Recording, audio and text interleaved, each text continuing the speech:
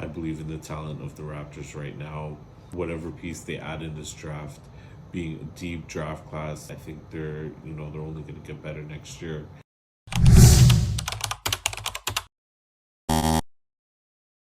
What's up, everybody? Welcome back to Player to Be Named Later. I'm G-Man. Hope everyone is doing well. It's been a while since we talked about those Raptors. Since we last spoke, they obviously had a nice little win streak there. Was snapped last night by the Chicago Bulls. But that was inevitable. You can kind of tell where things are going. The fan base was getting a little contentious, let's say, just because the Raptors started winning, and obviously their odds of grabbing the number one pick, 14% down to 9%.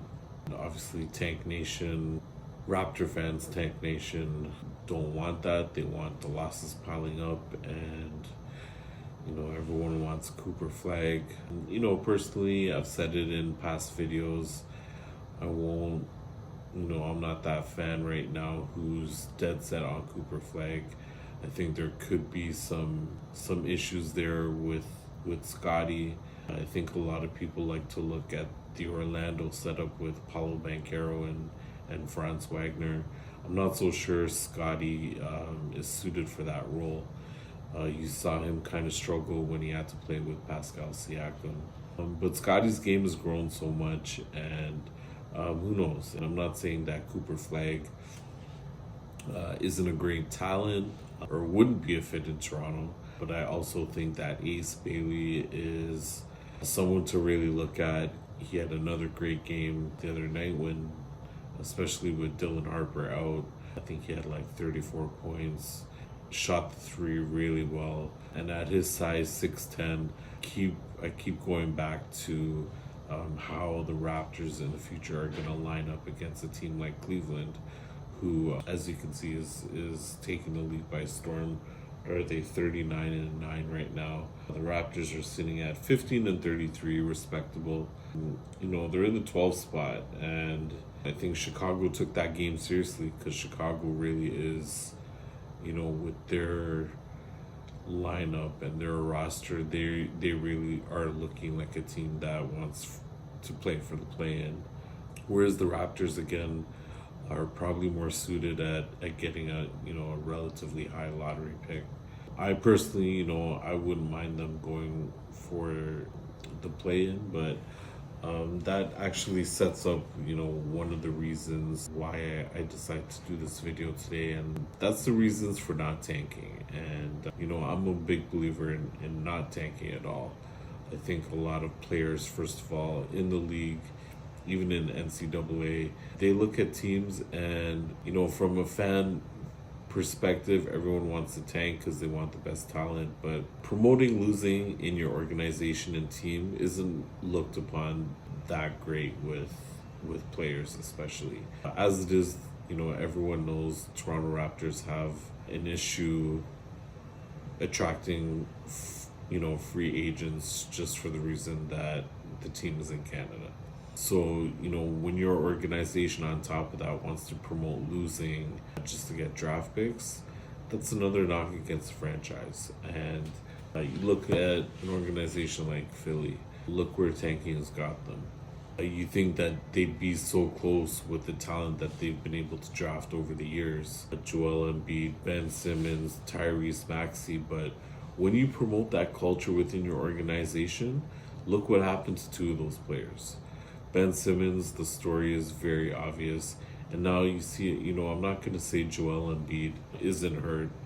He came into the league basically missing 2 years in a row. So you can't really say that this might not have caught up to Philly in some sense, knowing his injury history. They stuck with him, which I can't blame Philly for either.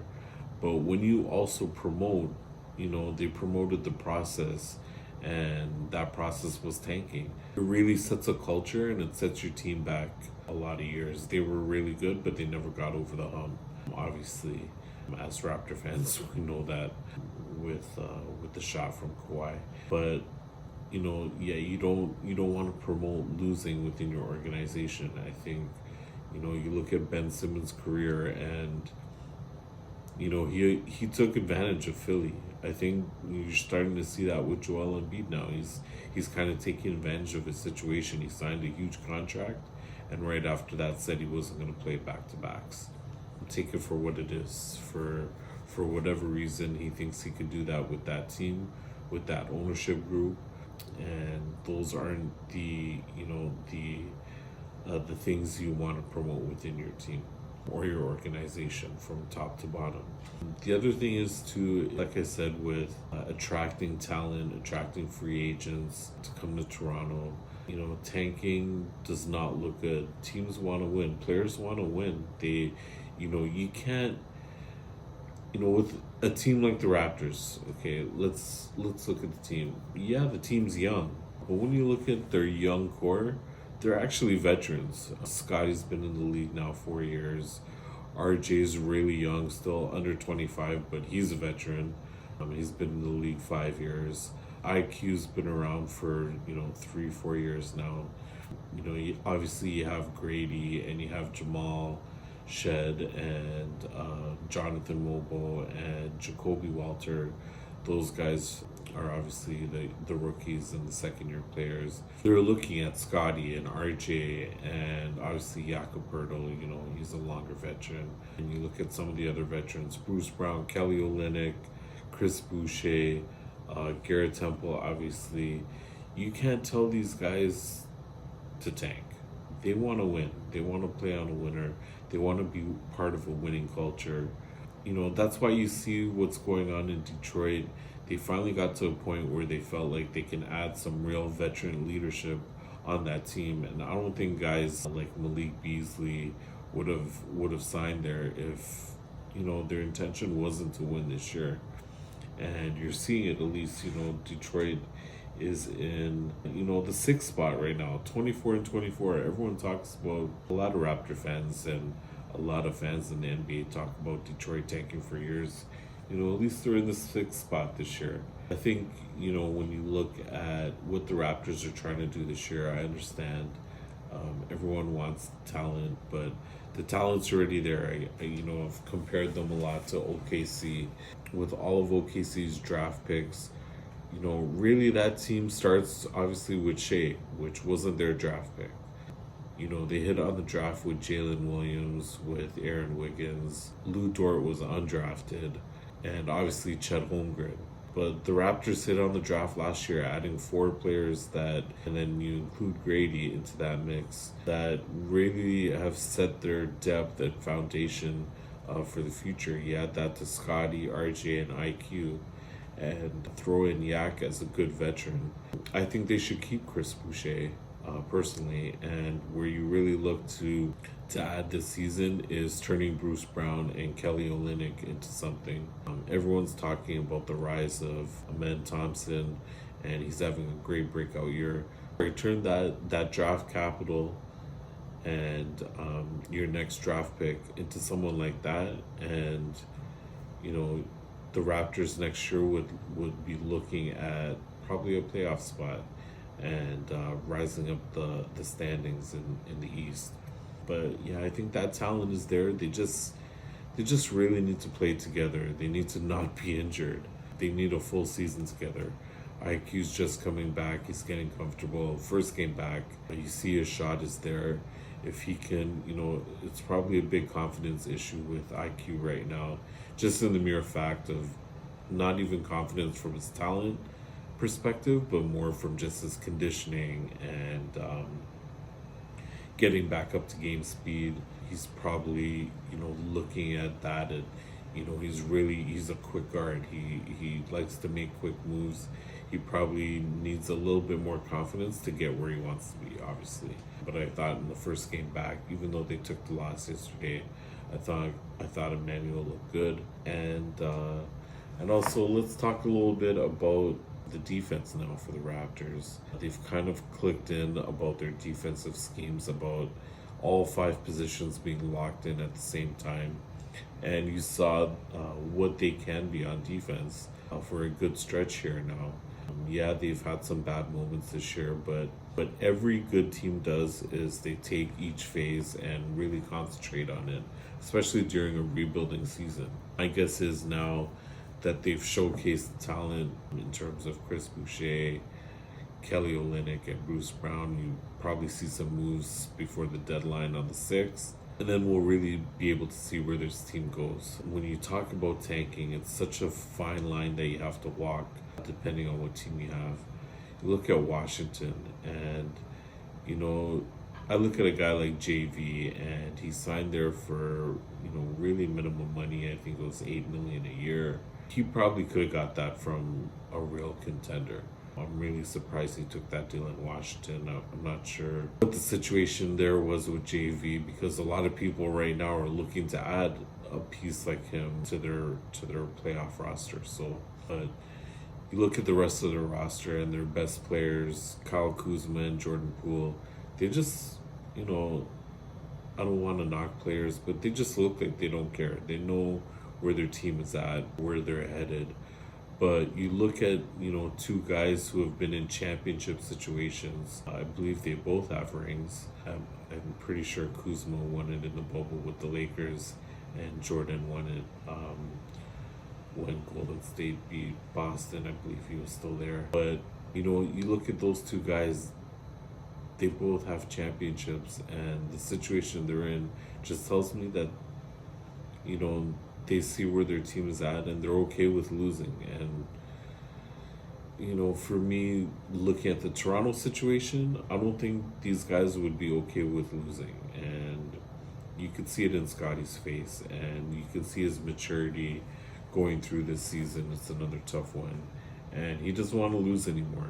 To promote that, when you have a team in that position and they start to win, fan base shouldn't turn on them. The fan base shouldn't be asking all of a sudden, oh, what are you guys doing? Because when they were losing, everyone was like, oh my God, this team is years away from competing, and oh, what did they do? And then they start to talk about the missteps by Masai. And then when they win, what are you guys doing? Why are you guys winning? Just complete the tank. And you guys can't have it both ways. This team needs to develop.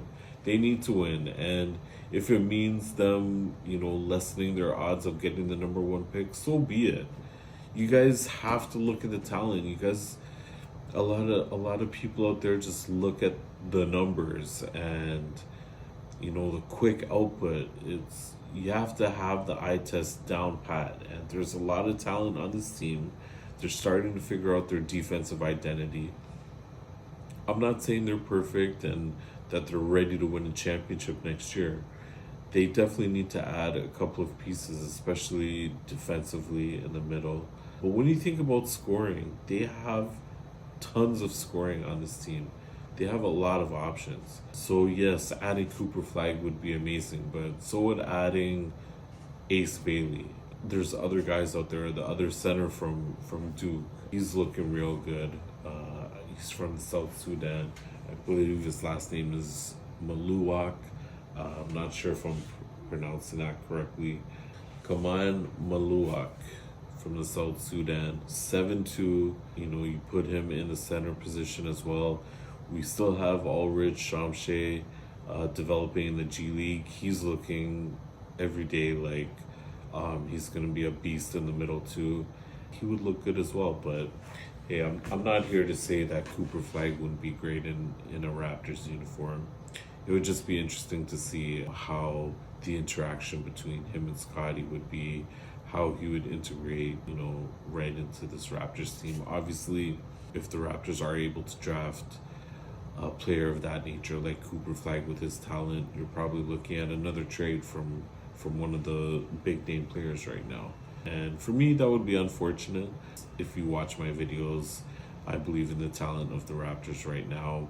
Whatever piece they add in this draft, being a deep draft class, I think they're only going to get better next year. And that's why I don't really promote the full tank.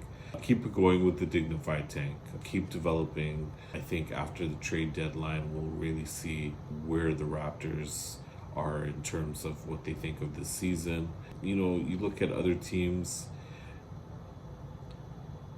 I even look at San Antonio, and I would say they did a dignified tank to get Wemby. They basically traded all their talent away. It started with the DeJounte Murray trade. They traded a lot of pieces off that team where they knew it would just basically be one or two guys that they believed in, and then the rest were all second and G League players. And it worked out in their favor. They got Wemby. But you look at them, and I believe they're 21 and 24 in San Antonio.